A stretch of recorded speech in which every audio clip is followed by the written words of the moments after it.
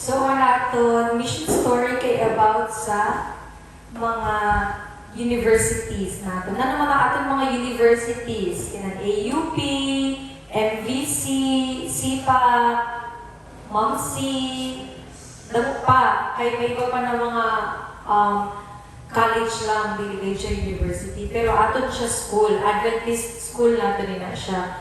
So, I was privileged to graduate sa AUP, sa Adventist University of the Philippines. And I can relate so much sa aton mission story na. Ang aton mission story kay nag-explain or nag-share sa testimonies sa mga tao na paano naging blessing sa ila Adventist University sa nagklase sinda sana. So, through the universities na igwa kita, mga Adventist universities, we can be proud, di ba, as Adventist. Masabi kita, na university sa amon ina, sa Adventist ina, di ba? Magiging proud ka. Kag not only nag-exist ang aton mga school for us to be proud of, but also to give education sa aton mga students na dili sila ma-pressure sa Sabbath. Kag in that way, ang mga nag-istorya naman ni Daddy, these past days, sabi ni Daddy, na kay ang iba na school dito sa Masbate, kay 6 days ang klase, or minsan na 7 days. Kaya ang mga school, ang mga ka-intern namon dito sa Davao, sa State University, syempre dito sila Adventist, Adventist ang school.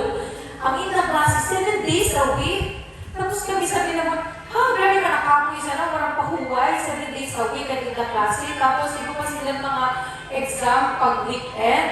Tapos sabi naman, paano sila sana naka-rest or naka-recover sa nila pag-aaral? Kay from Monday to Friday, ito silang klase. Tapos Saturday, Sunday, exam day na nila, Saturday, Sunday.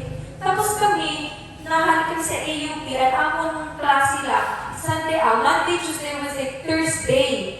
Friday, wala na kami klase. Saturday, wala. Sunday, minsan igwa, minsan wala. So, igwa kami 3 days na break sa 1 week. So sabi ni Daddy, joke lang ni Daddy, sabi ni Daddy, kita ang AUP for 4 days lang or 5 days lang may klase sa 1 week, pero top-notchers per day ang mga nag-graduate, pag nag-board exam, per may top-notchers na.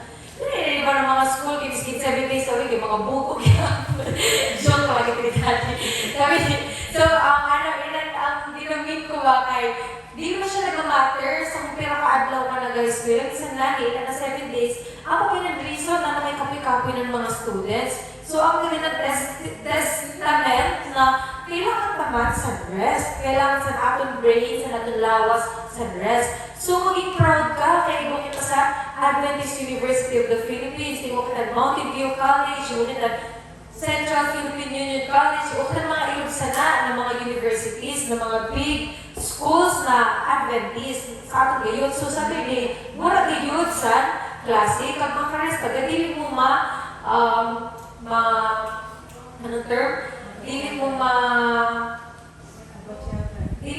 dili mo ma-sacrifice ang Saturday. Ikaw kagayon sa time na magsimba, pag sa Ginoo, pagpapag na sa iyong sarili na mag-rest. So, in that way, ginapakita sa Ginoo na miskin, pero sana 4 days ang week lang kita kami nagklase sa Adventist University, sa school.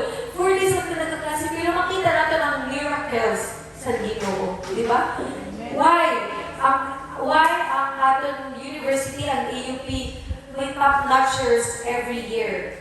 Sa nursing, sa medical technology, sa medtech, sa dentistry, top 1, top 5, top 3, per year top-notchers sa board exam. So, di lang natin makita na ating mga universities, di lang ini siya, kumbaga, himo para maghatag sa education sa atin. Hindi ginapakita, in a way, ni Jesus Christ sa atin, at sa mga tao sa palibot sa buong mundo, na ang ating mga universities, dila si Jesus naga-work sa iya missionary. Dila si Jesus naga-create sa mga missionaries like us. Like as someone na graduate sa AUP, I am proud na um, it's also like a good stress and a good burden minsan.